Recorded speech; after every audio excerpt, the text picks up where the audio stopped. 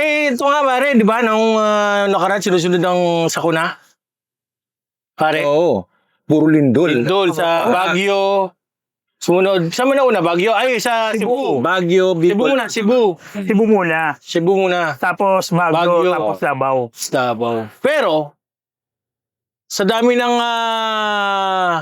argumento habang nagkakaroon ng gano'n, tinutukan nila si BP. At Oo. may lumabas na sinabi ni ni Mami Leila de Lima na, di ba? Inuna pa ni Yun BP nga. Yun na nga. pumunta sa Bogo. Di ba? Kaysa Sa budget hearing. Yan nga. Yun. Tapos yun ang ilang araw bago dumating si Isa. BBM. Isang araw. Dumating. Pero hindi siya dumating ha. Nag-press release muna. Yun. Nag-press release siya ng mga alas 12 ng tanghali. Pero ang Vice President nandun na. Natutulog. Sa Cebu na. Anong mo doon? Kumbaga parang kabubuhan yun eh. Kasi ikaw yung sinasabi mo para sa tao, para makapagbigay ng tulong. Pero eto nga eh, nagkaroon ng lindol. Pero hindi mo nga alam na may lindol ka eh. Nag-press release ka na hindi mo alam yung ano At mo. saka nasa Masbate. Di ba? Oo. Yun nga ang sinasabi nila na nasa Masbate. Kasi nga mas kailangan daw ng Masbate. Also, kailangan naman talaga. Oo, Kasi yung mga sekretary ka eh. Dahil bumagyo, di ba? Yun ang kiniinis ko sa post ko. Ngayon? May rumatrat doon na, nasa Masbate. Kaya nga sinagot ko siya. Anong ginagawa ng mga sekretary mo? Sino yun? Di ba? Kilala ko ba? Mga tuliga tayo. All the friends ko naman sila. Ito, ang ano rin dyan, ang nakakatawa lang sa mga to. Ulitin ko lang yung sinabi ni Tapero kanina, no? Yung sinabi ni, ni Junel, ni Leila de Lima. yun. Nalimutan ko eh. Yun, mas naalala ko yun eh. Yung, bakit hindi pumunta dito? So, bawasan natin yung budget niya kasi paulit-ulit niya tayong binabastos dito. Tumutulong yung tao doon sa mga nasalanta. Ano ba uunahin dapat? Di ba? Tapos sasabihin niyo, pag hindi nakikita, sasabihin niyo, walang ginagawa.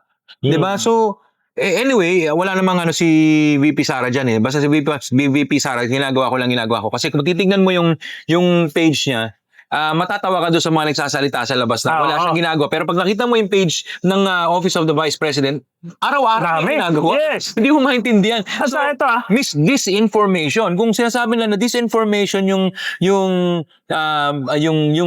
DDS daw, parang mas disinformation sila. Kasi may ginagawa yung Office of the Vice President pero sinasabi nila walang ginagawa. Travel lang daw ng travel. Hindi, ibig sabihin nun, most of the travels, may trabaho yon. Hindi sila nakapollow doon sa page. Well, whether it's still a disinformation, kasi you research first before saying something. Yes. Think before you click, di ba? Yes. At saka ito lang ang napansin ko Ang napansin ko lang talaga, ngayon for media, sa mainstream media, ang daming binilalabas sa tulong ng Vice President. Pero, pag dating sa mainstream media, hindi kasi alayo. Hindi nagtatawag. Wala mismong inilalabas. Yes, at saka diba? hindi nagtatawag si VP Sara ng media. Kumbaga, pero kahit na. Hindi, ito nga diba? There's a difference between documentation shooting and photo shoot or video shoot. Kasi, yung documentation shooting, pinipicturean niya at pinapakita sa page ni VP Sara para mapakita ko anong trabaho ang ginagawa niya as a public servant.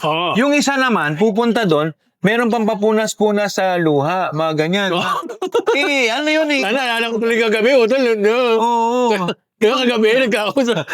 Ibang photoshoot yun. Ibang photoshooting yun, di ba? Drama eh. Parang, alam mo, yun na nga tama ka.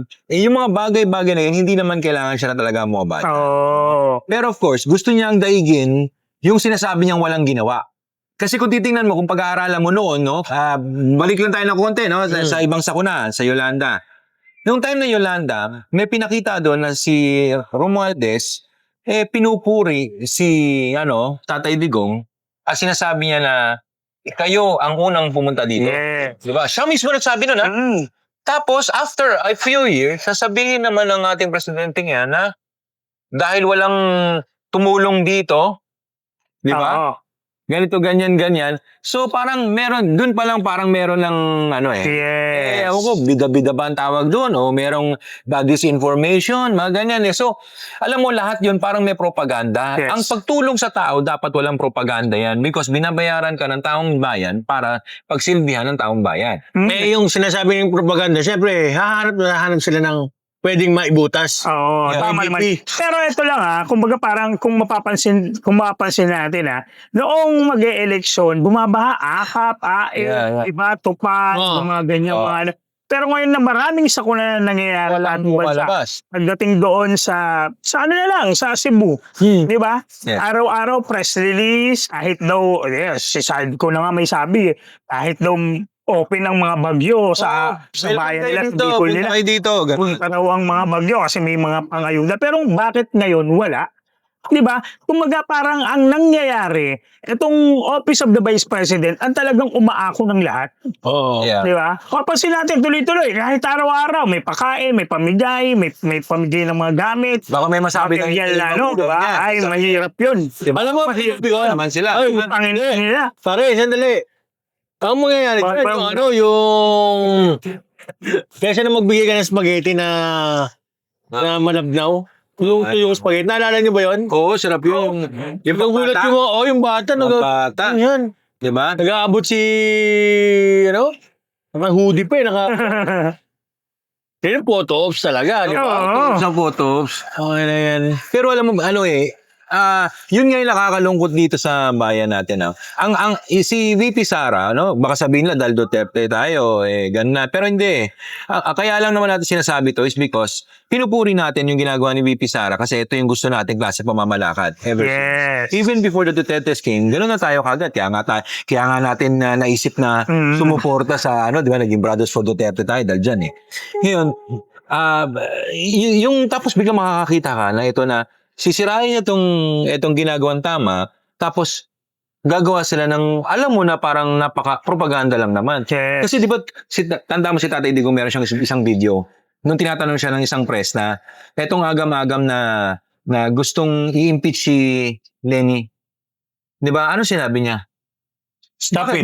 Stop it. Ba't yung gagawin yan? Just because, hindi pareho yung opinion namin? Ganun gagawin, di ba? Ganun dapat mag-isip, di ba? Even if you have a propaganda or even if you have may sarili kang gustong mangyari, not to the point na binoto ng tao to, pero babasusin mo yung boto ng tao. Dahil gusto mo lang masunod ang lahat ng gusto mong masunod. Di ba? Dapat hindi ganun. So ngayon, dahil nga sa ganyang mga nangyayari, naapektuhan tuloy itong mga nasalantang mga kapatid natin, sa Cebu, hindi lang lindol pati sa mga baha, lahat. 'Di ba? Yun ang nasa sacrifice. Ang pinagtataka ko rin ito. Itong mga nakaraan, 'di ba? Meron na naman daw sila nakitang pero this is another story, isisingil lang siguro pampatamis lang. Meron daw sila nakitang anomalya since 2016 to 2025. Samantalang lahat ng mga nagsasalita sa hearing is laging 2022 to 2025. Yun yung Ngayon, sinisingit na naman nila yung 2016 to 2022. Parang yun yung mahirap doon. Pero kumbaga parang balikan natin, kumbaga ang nangyayari kasi ngayon, yung sistema na sinasabi ni Laila de Lima na hindi umaten ang Vice Presidente dahil nga nasa Cebu, tingnan nyo naman yung nangyari, di ba? Nanawagan sila na ikat pa yung budget ng OVP. Samantalang OVP na nga lang nang gumagalaw ngayon kung titingnan natin, di ba? Sa lahat ng aspeto ng tulong na talagang kailangan ng tao, OVP na lang ang naninindigan. Ngayon ang sinasabi ng mga tao ngayon tuloy, dahil sa nakikita lang ginagawa ni Laila de Lima, parang revenge. Hindi na yung para lang pagsilbi ng bayan o malilabas ang katotohanan. Yes. Parang gusto niya lang gumanti. Di ba? Yun lang ang gustong. So, alam mo yun, mako-compromise. Parang isang pulis lang naman yan eh. Isang pulis na nakadestino siya sa isang kaso na involved ang pamilya niya, tinatanggal siya ng boss niya kasi hindi pwede yun kasi mako-compromise yung investigation. So same thing with this one, di ba? Kung gusto mo mag-revenge, dapat hindi ka na tumakbo. Kasi pag tumakbo ka, tapos revenge lang habol mo, mako-compromise yung trabaho mo bilang isang congresswoman. Yes. To represent the sector. Di ba? Kasi may sektor ka ng May sektor ka na kailangan mong tugunan. Bakit hindi sektor mong tugunan mo? Bakit puro ka Duterte? Di ba? Tama yun.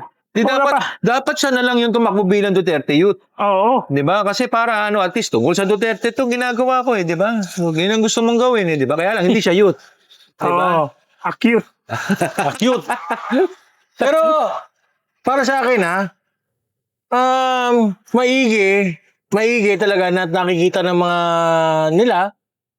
natin lahat na may ginagawa ang OVP. Obvious na obvious. So, hindi yun photo ops. Yes. Talagang documentation ito. May ginagawa. Kompleto. Walang doon. Wala dapat At halo. saka dyan iba yung operation ng pagtulong ng OVP, iba yung operation na ginagawa ni Inday. Oo. Kaya May sarili siya ang Inday kasi foreground siya Yeah. Di ba? Kung Nakikita mo? iniiwan niya pero nagmamaterialize sa bibigay ng tulong. Makita mo pare na. Tapos siya, touch talaga sa tao. Oo, at yun ang isa sa nakita ng mga tao na talagang, di ba? Oo. Nagrereklamo na yung mga tao sa ibang bansa ganyan, na wala raw suporta ang government dun sa kanila. Samantala sila yung pinakamalaki nagbibigay ng budget. Yes. Kaya ang ginagawa ni VP Sara is linilibot niya to bridge. Oo, Yung fact na yun.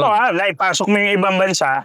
Kumbaga parang hingin natin, kumbaga parang lagyan natin ng topic yan. Kasi ang problema kasi sa ibang bansa ngayon, yung pagiging Pilipino nila, parang nayuyurakan na. Yeah. Kasi kagaya ang piso. Kumbaga sa ibang bansa, hindi na pinapalitan eh. Yung mga dala nilang Philippine money sa ibang bansa eh. Kasi alam mo naman kung bakit. Kumbaga parang kumbaga parang natatakot na tuloy ang ating mga OFW na magdala ng peso sa ibang bansa kasi nga hindi na ina-acknowledge. Alam mo magandang title sa susunod? Stable ba? Bakit? Maraming organisasyon, tanong yun eh. Oo. Kasi maraming organisasyon sa gobyerno ngayon, ang kailangan mo tanongin, stable ba? Oo, di ba? Hey. Ano mo na yan next time. Okay, hapoy sinyo ligo sa tapiro. Tito Potato. Makita yun siya. B4D.